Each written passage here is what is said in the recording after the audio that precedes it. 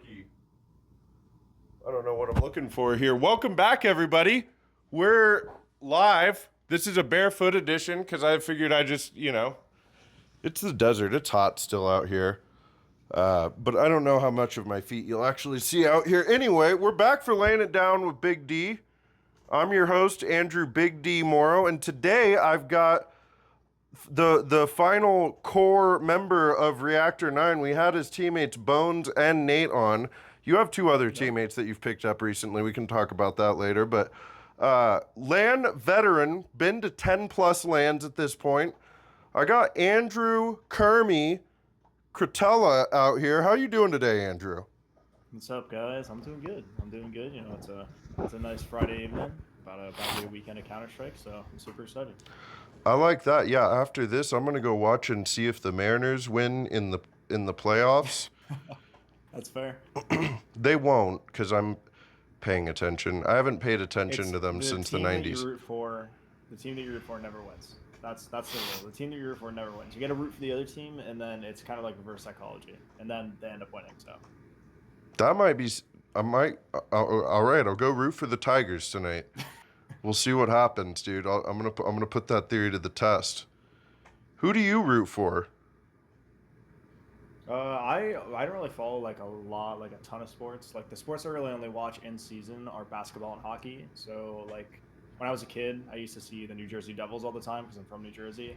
And then my brother's a huge Knicks fan, so we would just watch like basketball and hockey all the time. But all the other sports, I don't really like go to a bunch of games. Like I don't really watch a lot of baseball, not a lot of football. More of like a hockey, basketball guy. You like contact sports? Yeah. And then I play like a not contact esport. Dude, whatever. This is the most contact esport that it gets.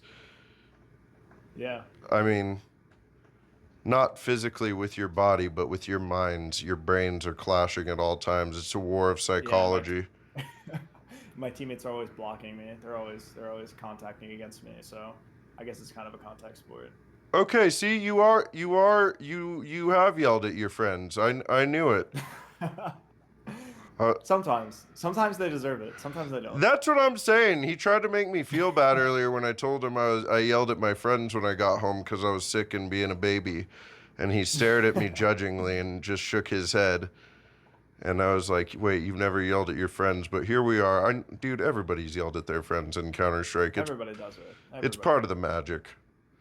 I think it's part of the growing process. I mean, I don't know. That's part of the growing process. But you know what? We're not here to talk about my thoughts here, Kermi, Andrew, if that's your real name. I forgot to tell you this before the show, but there's only like 3 real questions, and real ones that watch the show know what they are.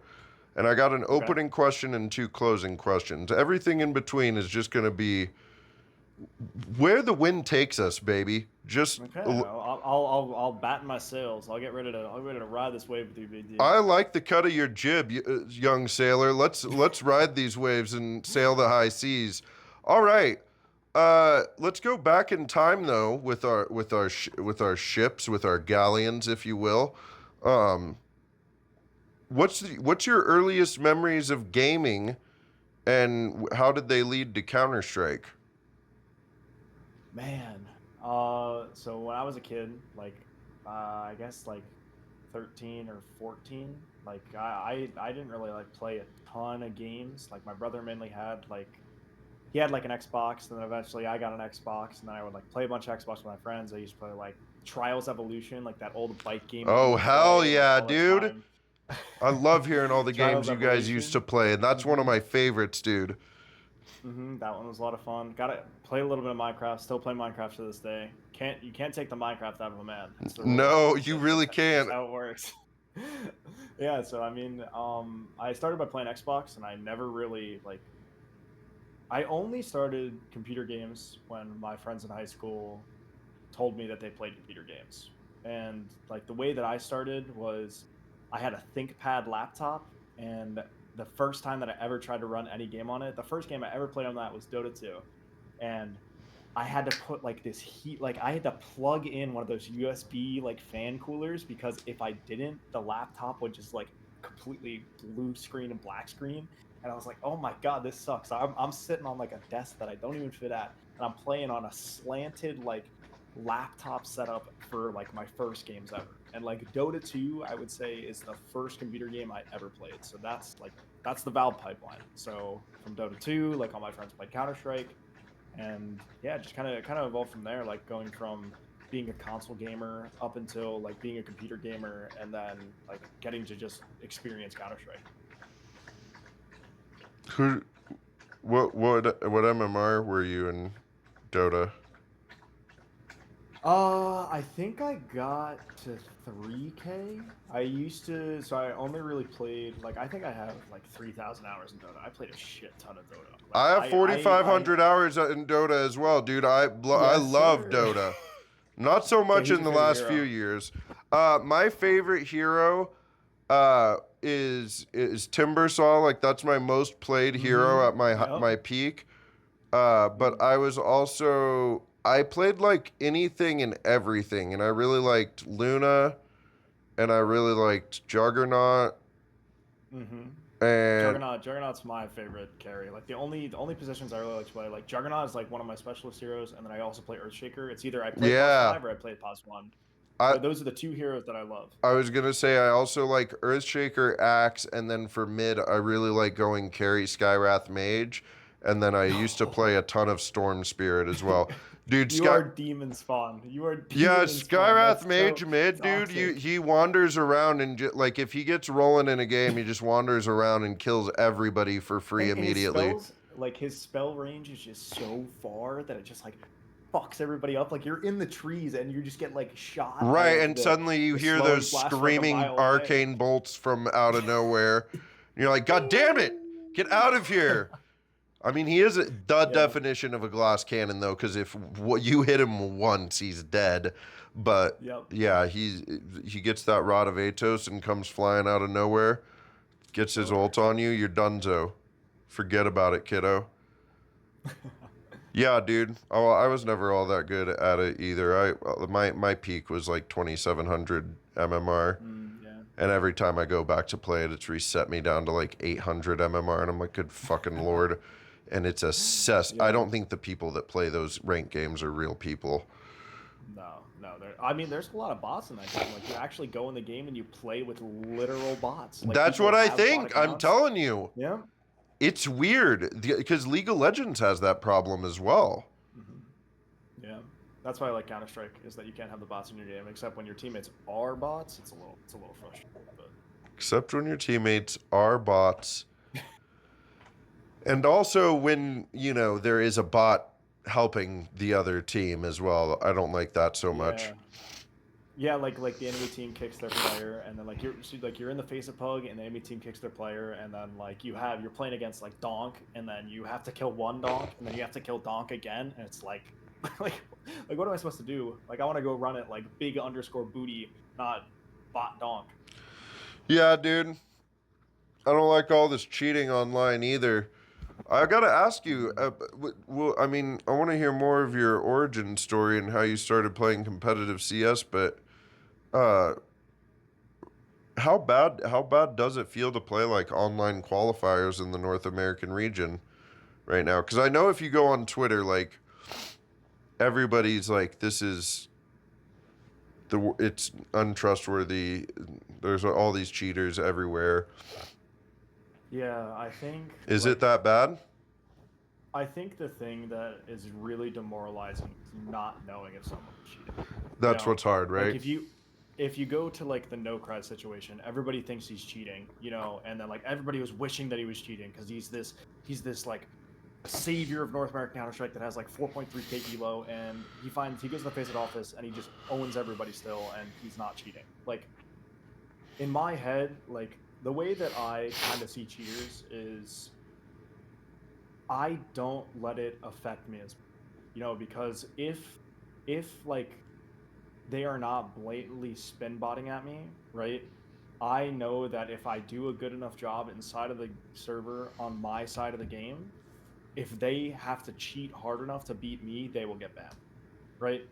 So it's a really hard dilemma where it sucks to play against cheaters, but like it feels shitty to call cheats on everybody because you never really know. Like there's no way to know if somebody is cheating. Everybody thinks No Cry's cheating. He isn't. So it's it's like a dilemma that like it does really demoralize you because you think about it and like especially like me who's played a bunch of lands, like land Counter-Strike feels so much better. Like land Counter-Strike feels like a perfect like pasta dish. I'm going full Italian. Feels like a Oh perfect yeah, pasta I dish. like this. And then you go and you play like a face it pug and it's like this lasagna that like this who somebody who's never cooked before just throws some sauce and noodles and like some ricotta cheese in a pan and it's just slop. That's the comparison that it feels like because online you get interped, you get just like people like are in their own comfort space, they just hold W at you, and it's like nobody plays the slow methodical Counter Strike that you need to kind of play, and then it's just it's hard to kind of separate. Okay, I want to play this slow methodical Counter Strike. My teammates go and they run it down. How do I manage both of them? If your teammates aren't going to listen to you, like, or if you just kind of get caught in the chaos of, oh my god, like my teammates are running it down, I might as well run it down. Fuck the game. It's really hard. You know, I think it's more of a mental battle than an in-server battle for me specifically, like playing against cheaters who are just playing in the North American scene. Because like when you go and you play good structured Counter Strike, if I lose to somebody who is playing better than me, that's fine. You know, but if I lose to somebody who is doing dumb stuff and they're just punishing me because my mechanics are slightly off that day, that's where I get a little frustrated. Yeah, dude. I do think it is a lot of a perception problem because I'm with you. I'm I do feel like the only place that you can 100% know how people are doing is at LAN, right? Like that's Yeah. where you have that like sense of security in the psychology while you're playing. But I do think there is more of a perception problem. I also do think that like in spaces like EU, I was talking to somebody earlier today about this, one of my friends, with the fact that like there is now that there's like becoming more and more money in esports as time goes on, but there's no laws that like prohibit people from like fixing these Yeah. tournaments or like selling these cheats. Like there are kind of laws, but there's no real world punishment, but there is real world money. So it's like Yeah. why wouldn't they cheat, you know? And that's why like online Counter-Strike will kind of always have a question mark on it until that's solved. And so I understand where the perception problem comes from, but like it's still at the end of the day comes look at what you were talking about with the no cry situation.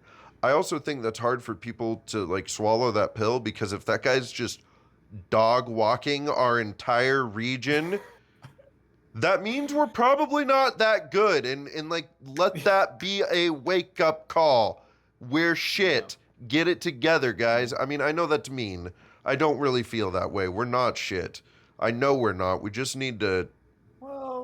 Well, I think it's just like when you think about like North American Counter Strike, it just started so far behind, and there hasn't been enough effort to bring it far enough forward.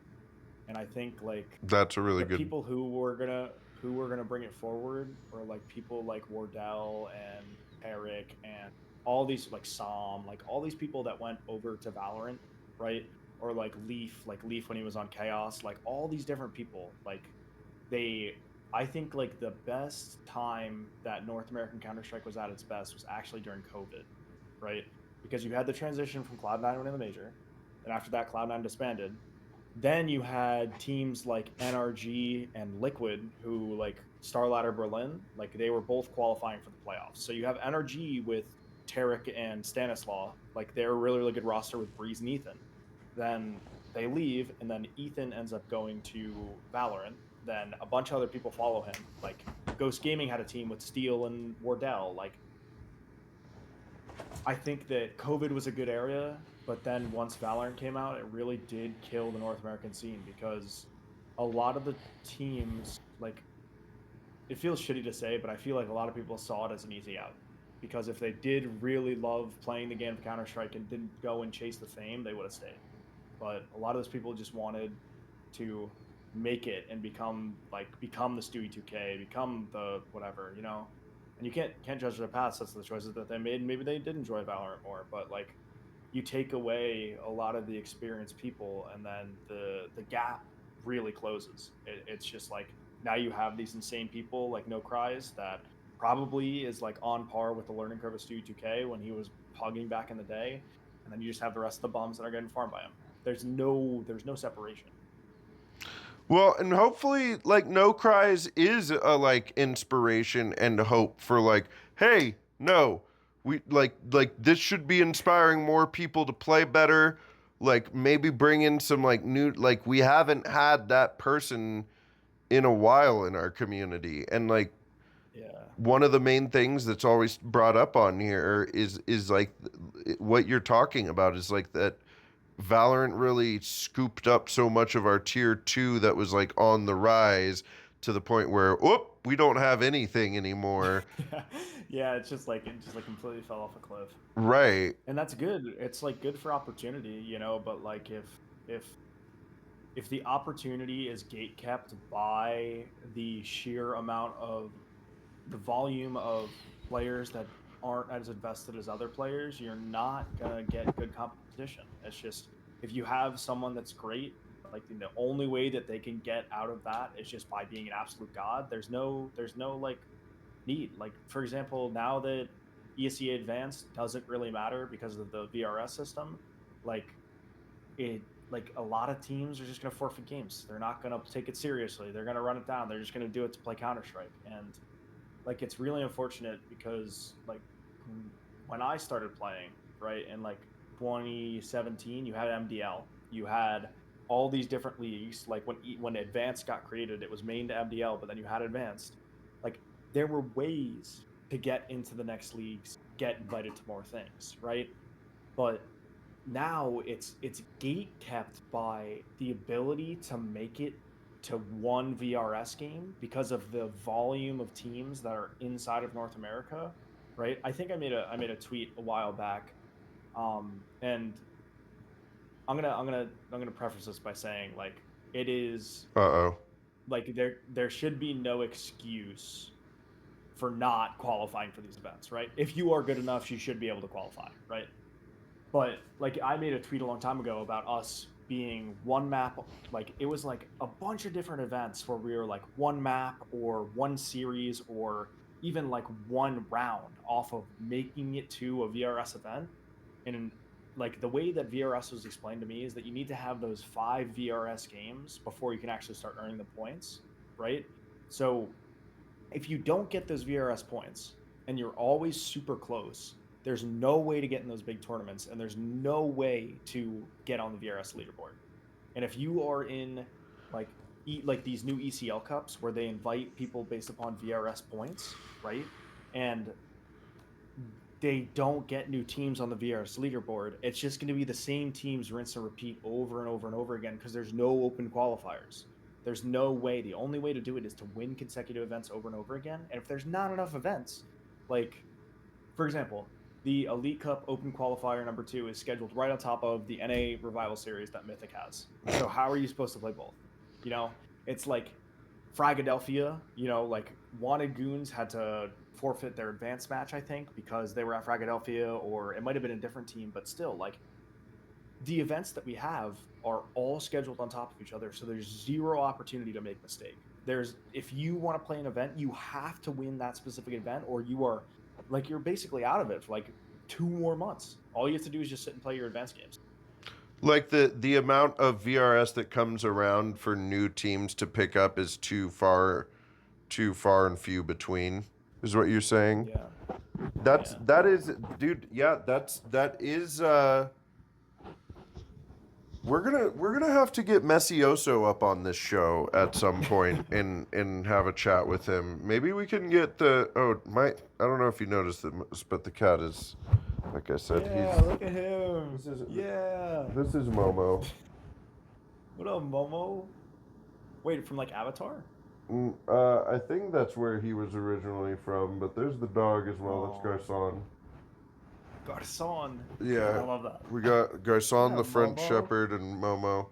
This is my. I had a cat that looked like that when I was growing up. His name was Gregory because he was a gray Oh cat. yeah, But yeah, Gregory was awesome. that's a great name. A great name. A gray name. That's what I'm saying. All right, the cat's being exceptionally cute. Um, yeah, dude, the VRS system is very, very, very flawed right now. All right, well, I like where all this is going here, but let's get back to your story here. So, what was it?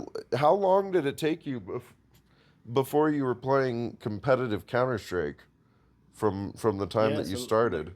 And do you still play like Dota? my yeah. Oh yeah.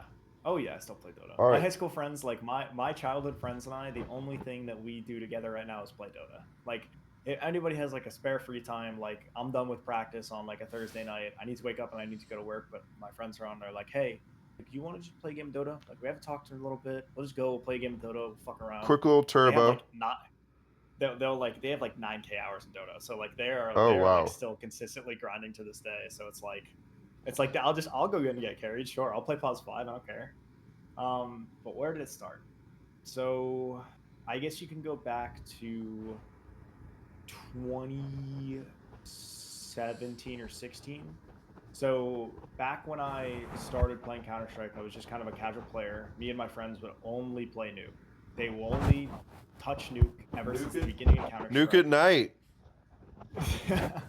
So we would only play like a million games of Nuke, and like when I was in middle school going into high school, like I didn't really have something really that like I called my own. Like a lot of my friends, like some of my friends went and they fenced, and some of my friends went and they like did acting, or some of my friends went out and they played basketball or football or everything like that. But I didn't really have like my thing. So I was playing Counter Strike one day, and it just kind of clicked for me. I'm like, well, what if I made Counter Strike my thing? You know, because at that time I was like in like the puberty development period, and like my mind's just like, you know, if I want to do something impactful with the time that I have, you should do it. You should do it. It should be your choice. You know, it shouldn't happen upon you. You should make the effort to do something great. So I decided that I was going to play Counter Strike, and I started by just grinding ESEA pugs. Like I would play like so many ESEA pugs. I'd take like I'm a very like so I graduated college with an engineering degree, so my brain is very like engineering based. Like I remember when I was a kid, every single day I would open up a new note sheet and I would type my ECA rank, how many pugs I played that day, what the pugs were like, how did I feel.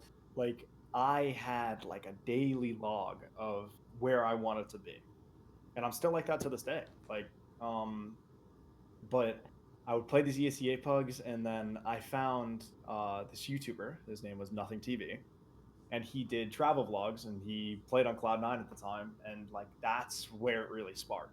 I understood that if I could play this game enough, I could do the things that he was doing, and I could see the world. And that is kind of the goal. Like the overarching goal is the reason that I play Counter Strike is because I want to go and travel the world, see new things, and make an impact all over the place with my ideology. You know, like with the idea of if you put your mind to something, you can do it no matter what the obstacle is. Like I think so that's what really like drives like my YouTube content as well. Because if I go and I show people that I'm like it's an extra driver for me, right? If I go and I vlog this stuff, I remember how much it meant to me when I was a kid, and it's constant motivation. So, you know, played ESEA pugs. After that, played a little bit of League. I think my first season was season 28. Um, Played Open, and then I went to a LAN. I went to Fragadelphia 12, I think it was. 12. It was my first Fragadelphia ever. I waited outside the LAN center for 7 hours to play. We played from I think it was 11 p.m. to 2 a.m. and we got knocked out instantly. Damn. My little open team. My brother went with me because my mom didn't want me to go anywhere. Like she didn't want to roam the city with just a bunch of gamers. Right. Um, yeah, that was my first frag, and I remember my first event ever. I didn't know what a config was.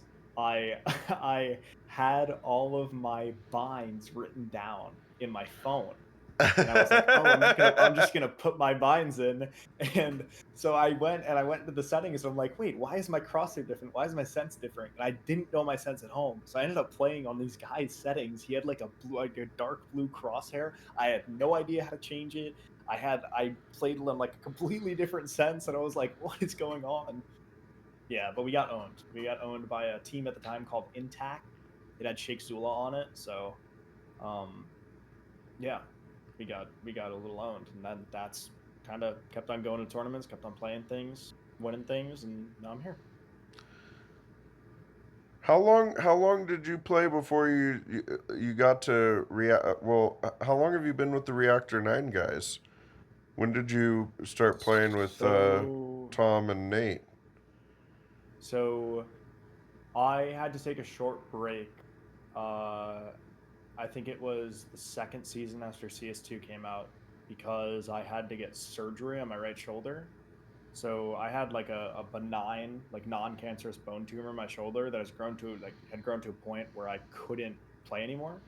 So I had to go through like some intensive surgery last year, and from October to I think it was October of last year up to a certain point, like I didn't play at all, right? Um, the way that it started way back in the day is when CS2 first came out, CLX and Vinny, they reached out to me and they said, hey, CS2 is coming out. We're super motivated. We want to do this. So I ended up playing with the Novum guys for at least 3 seasons, me, Vinny, and CLX. Um, that's when we found Nate. It was after my first LAN win with Mason, CLX, Enzo, and Vinny.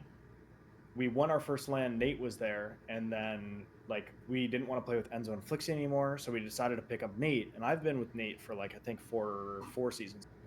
So like Nate and I have been like growing together, and then last season, Tom we ended up picking up because CLX didn't really like have the motivation to play anymore, right? He was just kind of getting on for games, then he would get off, and it was really unfortunate. It was a hard decision for us to make to cut him, but he just really did not have the time and energy. And then after that, Vinny ended up leaving the roster after the season after. So me, Tom, and Nate have been together for about a whole season now. So it hasn't really been that long, but I feel like it's been a long time because I've gone to lands with Tom, I've gone to lands with Tom and Nate. Like I've gone to at least 3 or 4 lands with these guys already.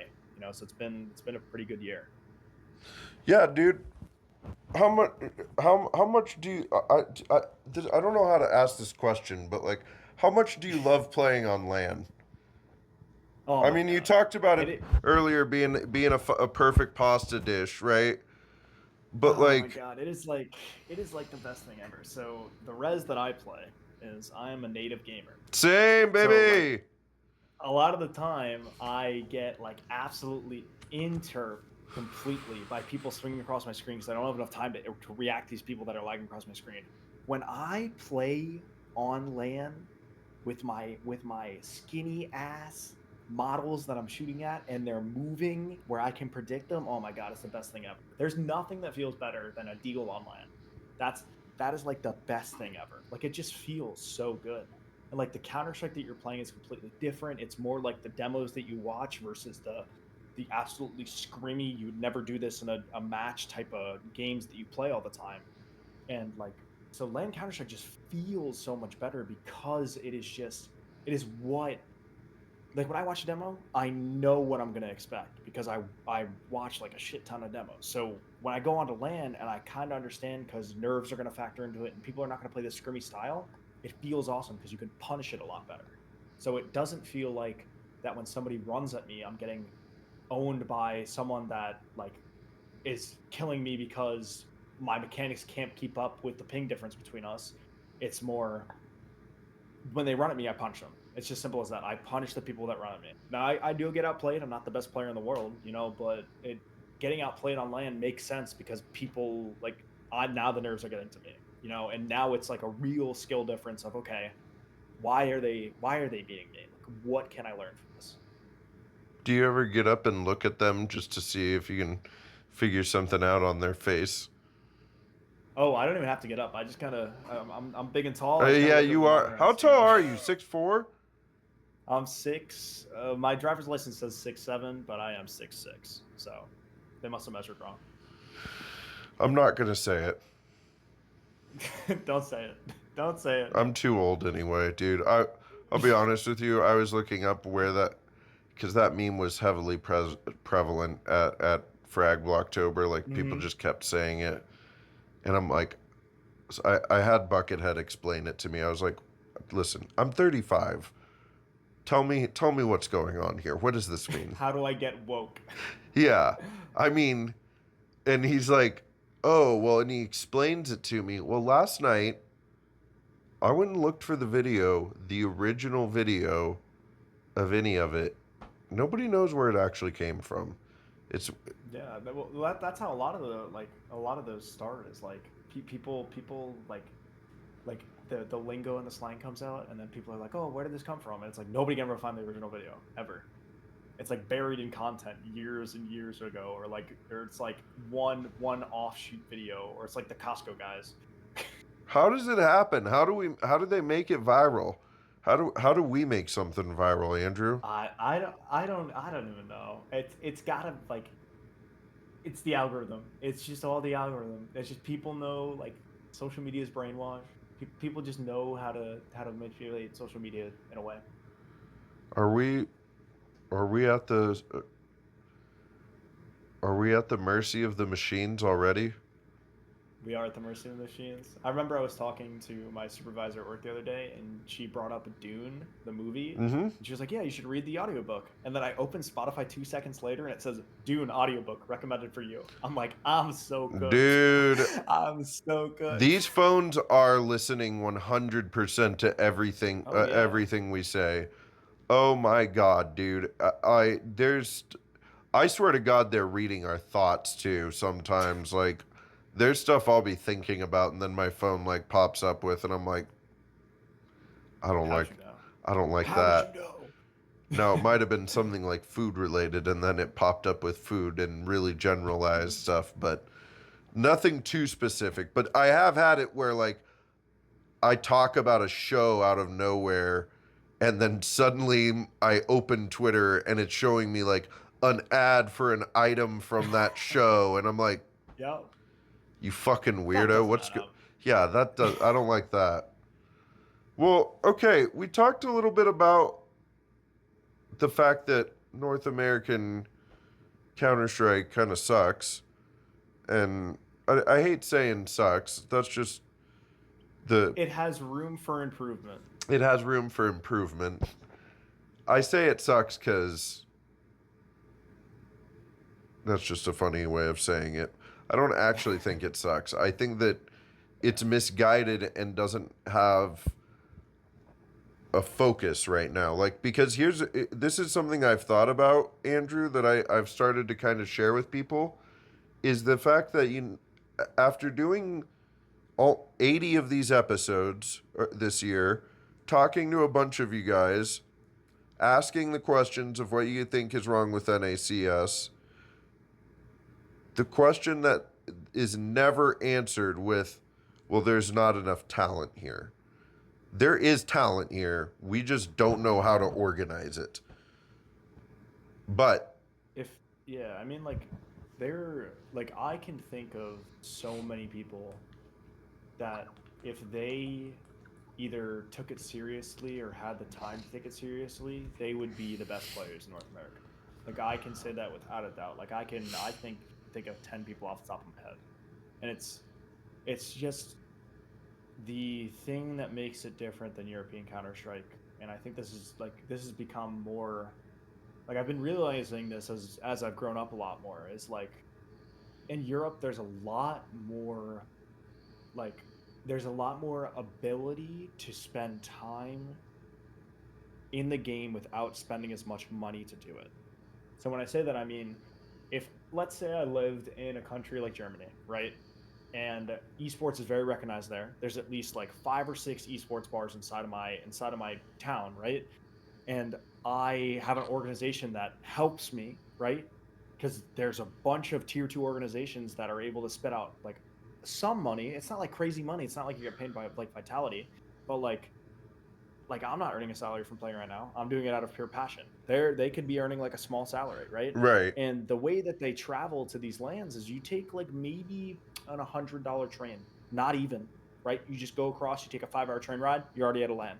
In America, have to take a $500 flight all the way down to Miami, or you have to take a $400 train all the way across to Philadelphia, or if you want to go to the West Coast, buy $1,000. You know, it's just, and there's no backing behind it. So if you do the math, it's like people look at it and they give up. They say, nope, it's not feasible. I'm not going to waste my time doing this. I can go and I can work a regular job and I can, like, maybe it'll happen, right?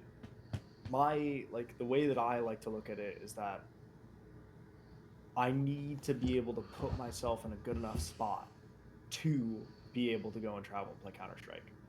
So like the whole reason that I got my college degree, right, is so that I could get a job that would pay well enough. Obviously, I'm still invested into my job. Obviously, I like being an engineer, but the whole reason is to go play Counter Strike. It's like engineering is my night job, and I want Counter Strike to be my day job. But that just can't be reality. You know, I've grown up and learned that if I want to make it happen, I have to do the strenuous things of staying up until 1 in the morning and then going and working my day job for 8 hours, or I have to take a little time on the weekends. I have to throw away my free time so that I can dedicate more time to it, because then I'll never catch up, you know. And it's a tough balance of using the time that you play Counter Strike at the best that you can.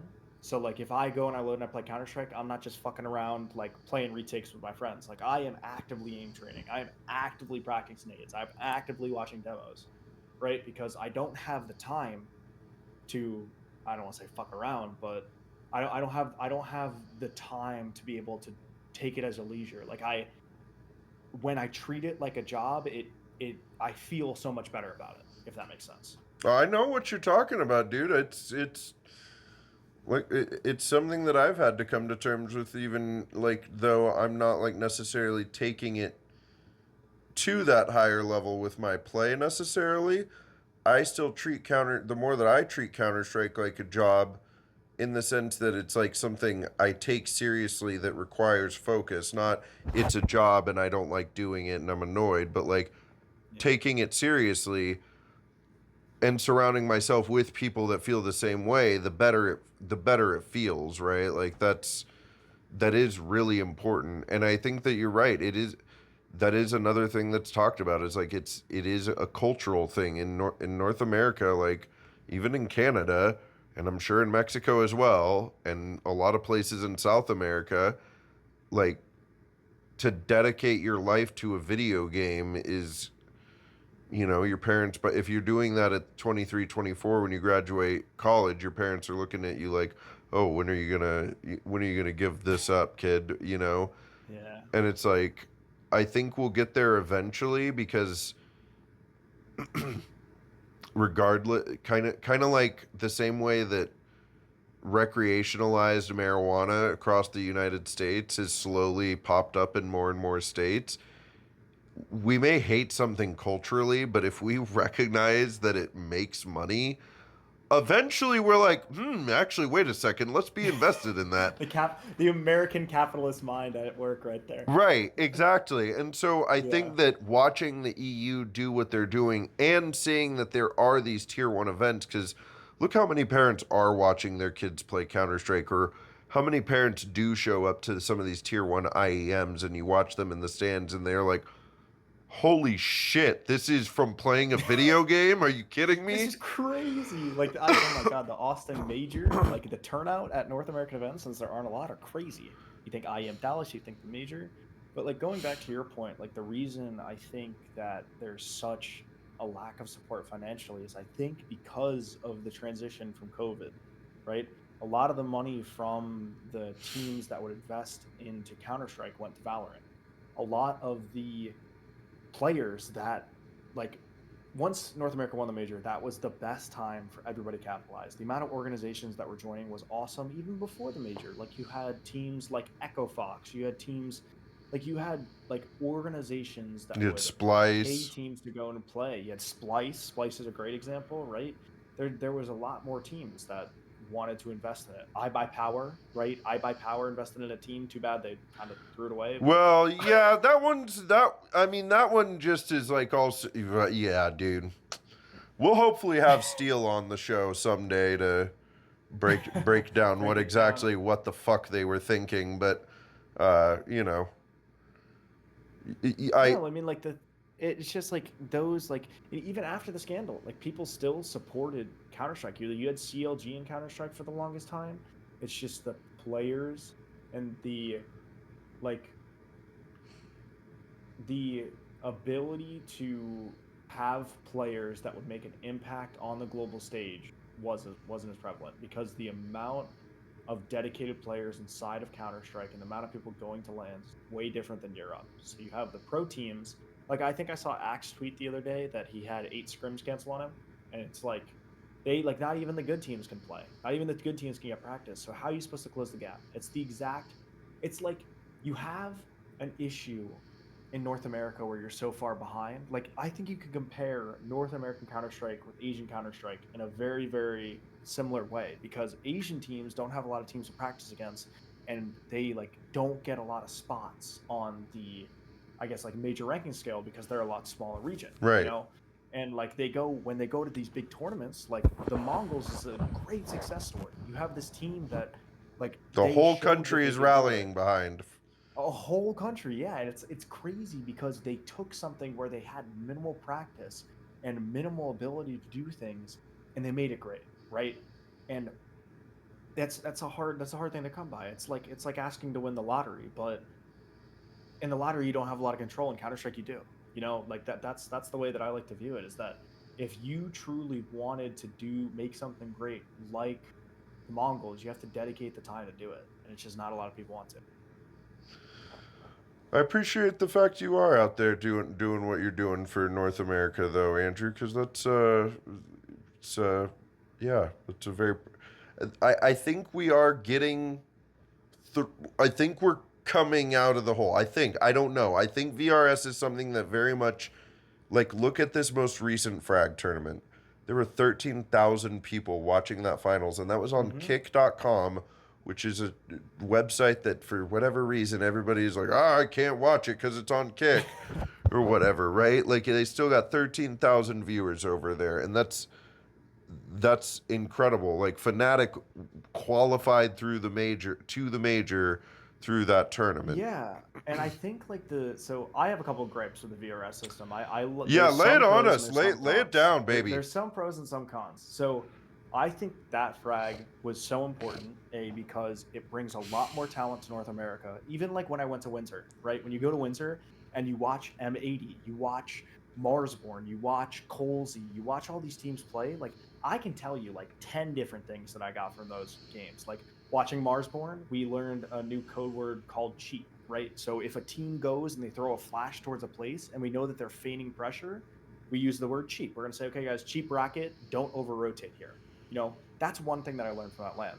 Another thing that we learned is like we go and we play game hunters in the Big L of the Windsor land in Ontario, and like that we're watching them and they're bringing the round down to 40 seconds. This guy from top underpass is sitting there from 140 in the round all the way to 40 seconds because he doesn't need to move. You know, like they're so like those small things teach you on like how to play rounds, like how it is so important. Like in North America, you run it down in a pug, you're trying to end the round at 120 every single time, but you don't understand how much that next 40 seconds means to actually like to the round and your ability to play Counter Strike. And I think that's what you learn from those lands.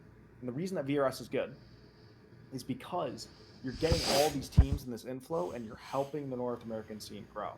Okay? You're helping these smaller teams, they get to see professional teams play. There's more like visual on it. And like that final is even more important because if you think about the trend of taking away the closed qualifiers, right? The on land closed qualifiers. If you think about the Shanghai major, or it might have been the Austin major, when all those different teams are qualifying from an online studio and like you're getting videos of Tyloo popping off, right? You don't get to see that on land anymore. That's not like Bad News Eagles who make the major and they freak out and they like break the green screen behind them because they're not there. Fnatic, it's important because they're making the major in a LAN event and you're seeing the reaction. Everybody wants to see that reaction. That's the business of Counter-Strike, right? It's seeing the reaction, seeing the success stories, right? The one thing that I think is bad about VRS is you have teams now actively forfeiting games so that their VRS doesn't go down. You have teams like the Mongols who are playing a VRS game, and it doesn't matter if they 2-0, it doesn't matter if they 13-0, 13-0, they're going to lose VRS. How fucking crazy is that? How does the math work at all? Like, I think it was the Mongols were going to play Ho2, and it didn't matter if the Mongols won, lost. It didn't matter if they 13-0. It didn't matter if they forfeited. They would lose VRS regardless, even if Ho2 forfeited. So, like, Ho2 not playing that game gets them VRS. How does that work? And you have teams that are forfeiting games so that they can get better spots in VRS. Liquid. You have Liquid pulling out a frag. You have M80 pulling out a frag. Like, Hex made a tweet about it the other day. He's like, I qualified for the major without even going. Like, I qualified for the major from my room. Oh, all of a sudden, I'm a major player. That's what he said when I was talking to him yesterday. He literally said, he's like, I mean, when I qualified for the major at an RMR, there was a dopamine high for like a week straight because I qualified for it. The motivation is insane. He's like, a few days ago, we got a text saying we're going to the major while we were like all out at dinner, and we're like, oh, cool. Oh, cool. That's sick. Nice. There's no like defining moment. It's like there has to be something, you know, and I think that's where they went wrong. That's my personal opinion. Gaben, if you're listening to me, Gabe Newell, if you're listening to me, that's where you went wrong. Take VRS out, Gaben, bring back close qualifiers. I think Big D and I are talking to you right now. Dude, I might need to reach out to Gaben and have him on the show and see what he thinks. I feel like he would like this show. I don't know. Yeah. I feel like it would be good for him to get to know some of the Counter-Strikers in the community just because of the fact, like, I feel like Valve loves Counter-Strike. We have an idea that Valve does not love Counter-Strike. No. Counter-Strike has saved Valve and, like, kept it out of bankruptcy, okay? It makes Valve so much money. Counter-Strike is also just a literal, it's just printing money for Valve and crew every day. Every day. And if there's any company that I want it going to, it's Valve. Like, those are good, hardworking individuals that make incredibly, like, every single thing that they do is incredible. I'm a big Deadlock fan. Have you played Deadlock yet? Oh yeah, I got it. I got the one of the beta keys like off the first week. I like the big black hole guy. He's kind of like a Dynamo. He has a gun. Yeah, Dynamo. Yeah, I love Dynamo. Dynamo's the best. Dude. Dynamo feels good to play. He does feel, they nailed it on that. Dude, I remember I got it, I played it early last year, like I think I got it like end of May, early June last year. And I was in when I would like, me and my friends that were in, we would go into the main menu and it would show you like how many matches we're playing. Yep. And you would see like, we remember seeing like 12 or like 15 matches being played at a time when we played, and we felt so exclusive. And we remember seeing like, oh my God, dude, there's 100 matches being played. Look how many are being played right now. And then out of it, then they announced the game and boom, 4,000 matches were being played at a time. And it's cool because like it takes the Counter-Strike community and it kind of combines it with the Dota community, and it kind of combines it with like the League community a little bit. It's like, and the Overwatch community. The Overwatch community. It's the ultimate esport, if you ask me, dude.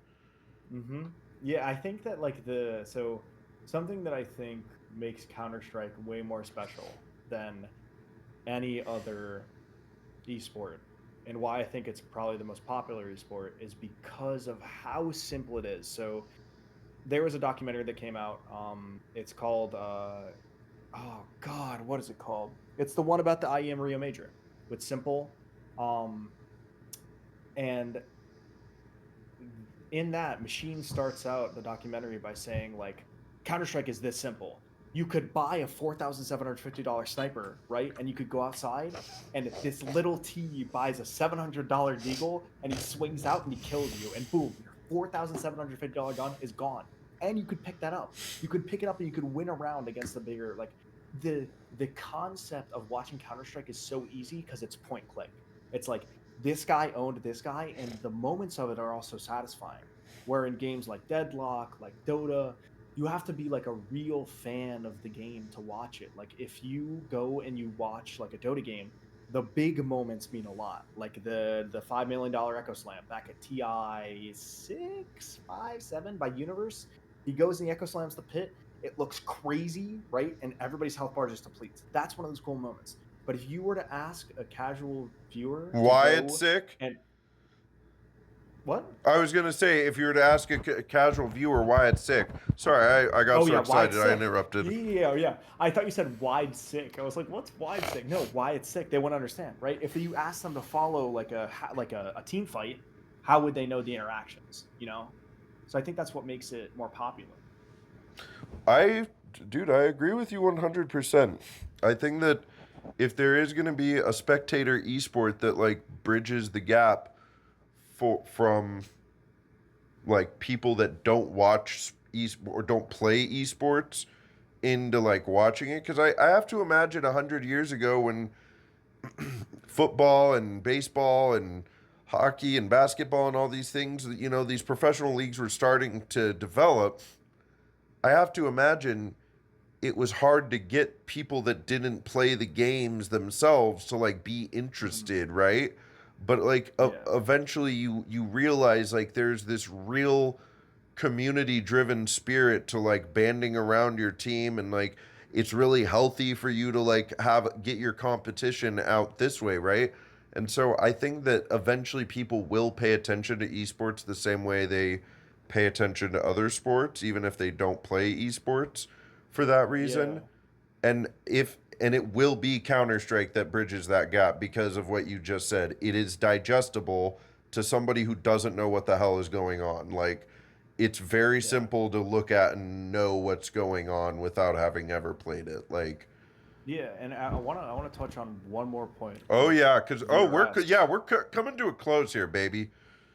Yeah, so what you were just saying about standard sports. So the reason that they do the VRS system, at least from what I have seen and from what I experienced and what I've heard, is they want it to make it more like a traditional sport, more like soccer, more like a football, where you have a bunch of pregame like matches and seasons, and then it's the best teams go and they play the playoffs because that's the most money, right?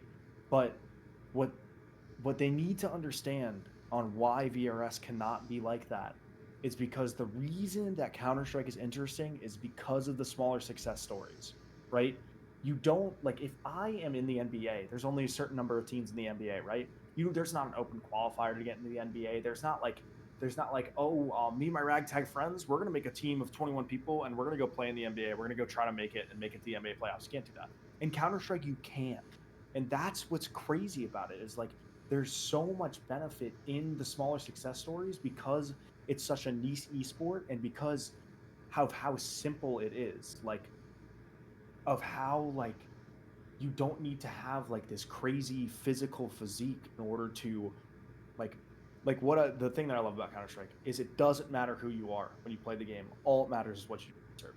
I don't care if you're a larger person, if you're a smaller person. I don't care like where you're from, like or any of that. It's just about what you produce inside the server and how inspirational that is. You know, and I think that's what makes Counter Strike so good. You can't try to commercialize it like an NBA or like an NFL. It ruins it.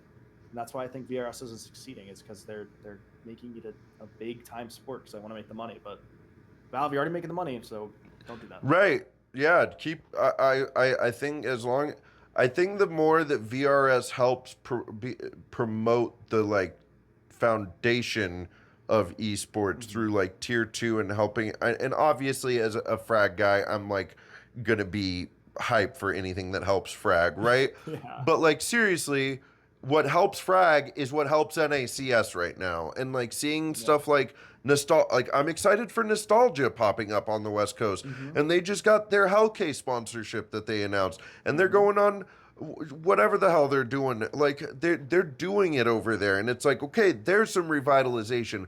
We got Clutcher Kick down in San Antonio. Like these things are gonna start popping up more and more, and the more that we have these lands, it ties all the way back to what you said about like these German guys can just hop on a train, be at a LAN in Yeah. 5 hours, and boom, they're playing LAN Counter Strike for the day or the weekend.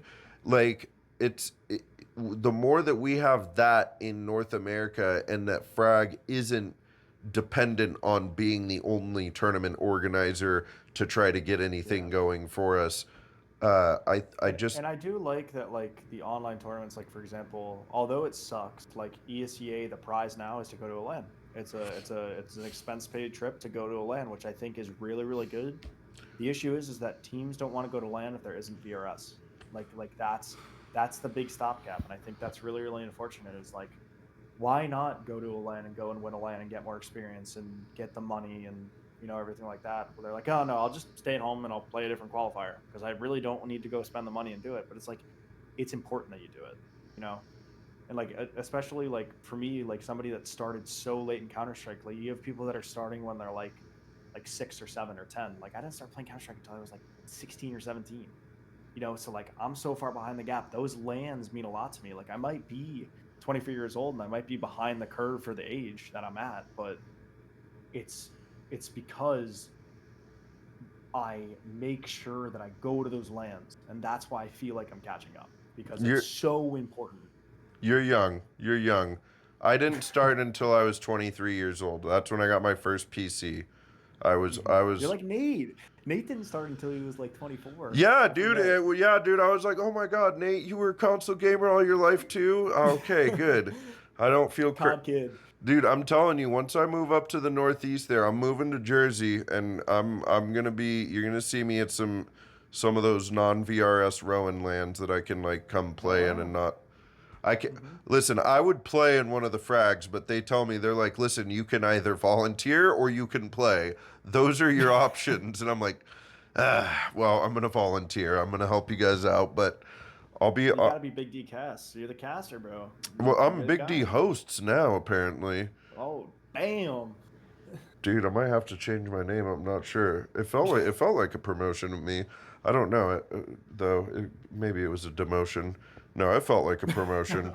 It was You funny. thought it was It a was funny to demotion. me at the event because I would like be talking backstage with people with the other talent, and like I'd be like, man, dude, I got the easiest job here. All I got to do is sit on the couch and ask you guys some questions and be like, and we're back, folks, to another day of Blocktober.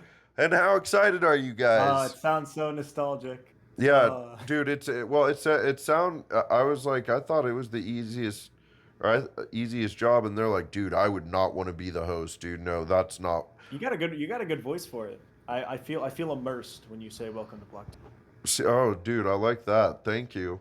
Well, I quite enjoyed it as well, so I'm looking forward to doing it some more. So we'll see what happens. But that being said, my friend, this has been a wonderful episode, and I've quite enjoyed this conversation here. I do still have a couple of last questions for you, Go if ahead. if you're ready. Yeah. The first one is, where does your in-game name Kermi come from? So, when I used to be called Raindrop back in the day, like way back in the day when I like didn't even take the game seriously. And then I was looking on Pinterest and I found a Kermit the Frog photo, with like with a little scarf on, and I put it on. And originally my name on ESCA was going to be Kermit with 3 T's, but I was like, no, that's lame. Let me just remove the T and I'll make it Kermit. But like my friend on Pinterest found it for me, and he was like, yeah, you should use this as your profile picture. I'm like, yeah, I feel like Kermit the Frog. It just kind of stuck. And like I feel like people's names stick to like who they are, and I feel like I'm Kermit. I don't think I'd ever change it. I like it, dude. That's good.